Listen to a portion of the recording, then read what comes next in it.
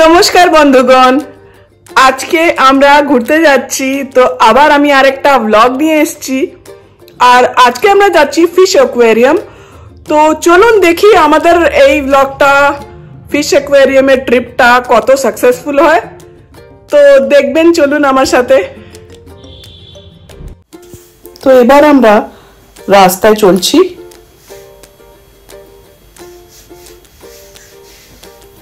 আর রাস্তায় একটু আদ্রুক জ্যাম পেয়েছি, যার জন্য আমাদের একটু টাইম লেগে গেছে পৌঁছাতে।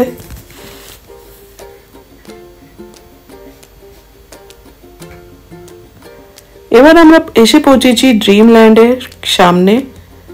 আর এটা দেখুন, এইভাবে একটা মেলার মতন লাগা, আর সেটার নামই ড্রিমল্যান্ড। আর এখানে সব থেকে আগে মাছ দেখানো হবে।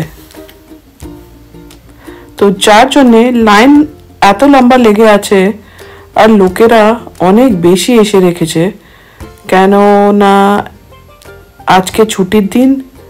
তো লোকেরা তো আসবেই, সবাই নিজের বাচ্চাদের নিয়ে এসে রেখেছে। আর এ দেখুন,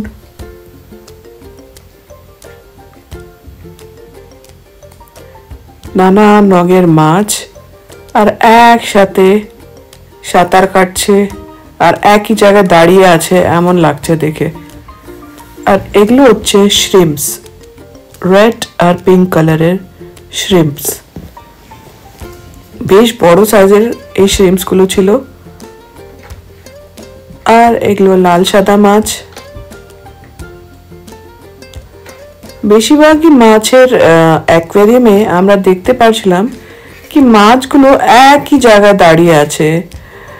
সেটার কি জন্য দাঁড়িয়েছে সেটা তো আমরা বুঝতে পারছিলাম না।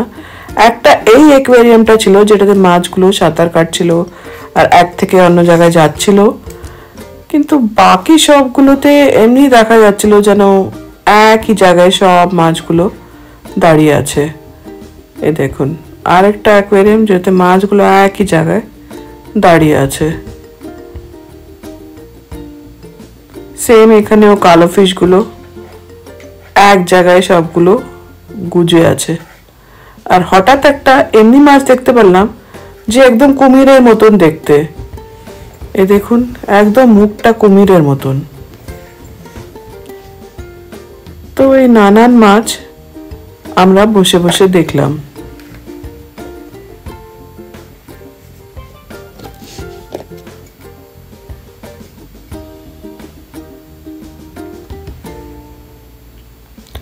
এবার আমরা বেড়ে চললাম মাছের টানেলের দিকে।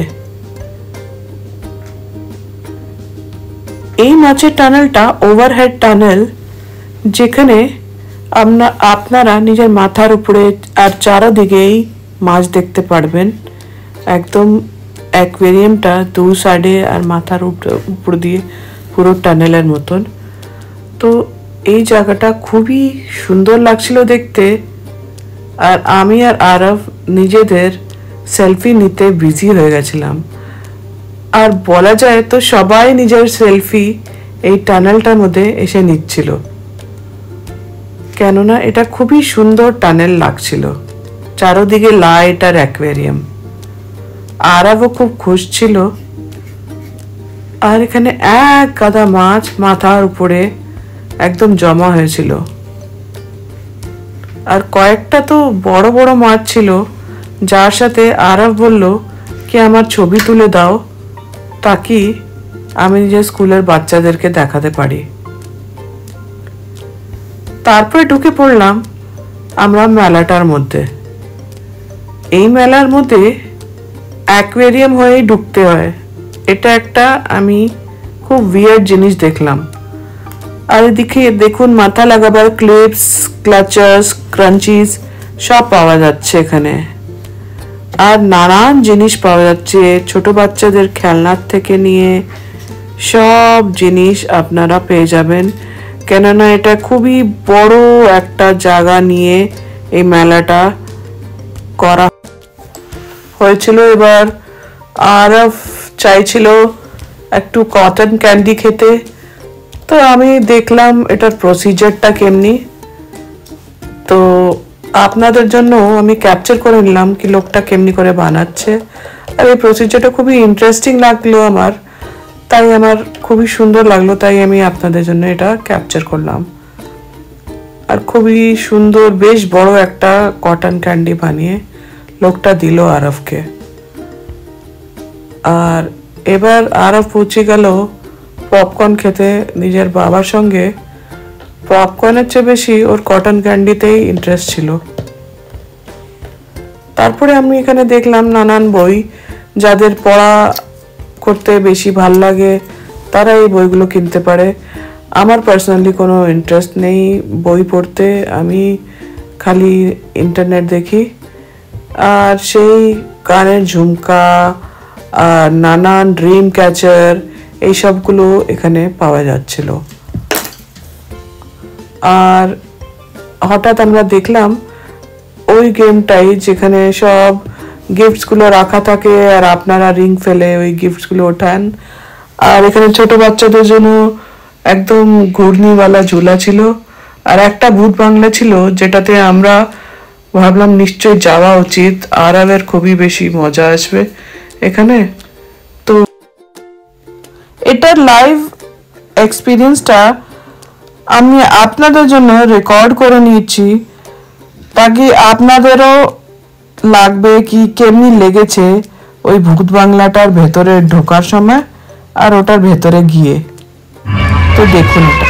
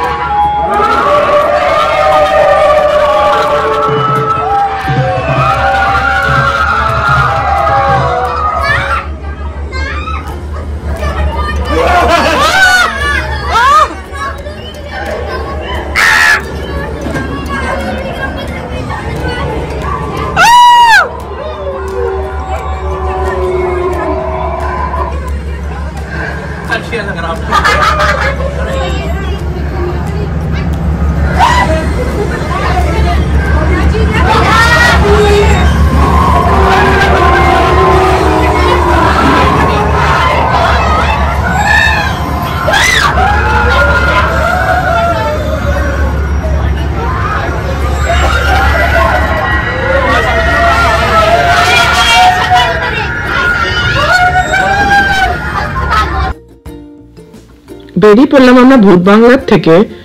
আর এখানে দেখুন এত সুন্দর সুন্দর শোপিস রাখা, লাফিং বুদ্ধা, চাইনিজ বেড়ালগুলো রাখা, গণেশ ঠাকুরের নানান ডিজাইনের শোপিস আর উইন্ডশাইমস রাখা, খুবই সুন্দর। আর এখানে চা বিক্রি হচ্ছে, আর আপনারা দেখতেই পাচ্ছেন ট্র্যাডিশনাল ভাঁড়গুলো রাখা, সেই ভাঁড়ে চা দিচ্ছে।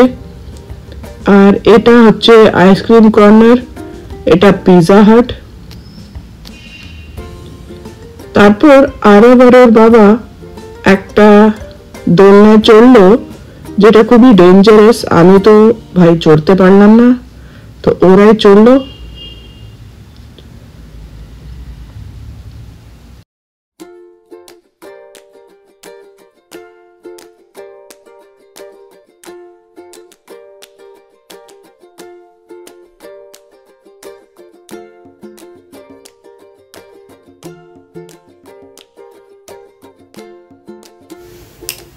এবার এখানে লেখা আছে আমেরিকান ভুট্টা, কিন্তু এটা কোনো অ্যাঙ্গেল থেকে আমেরিকান ভুট্টা তো লাগছে না, এটা ইন্ডিয়ান ভুট্টাই লাগছে।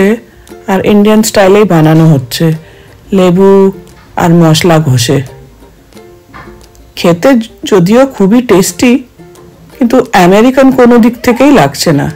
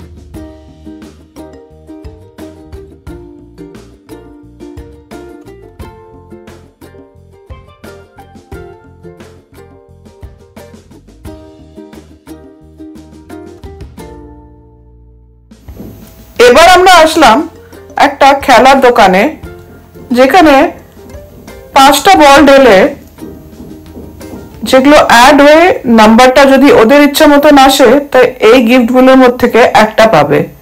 তো আরবের খুব ইচ্ছা করছিল একটা গিফট জেতার জন্য,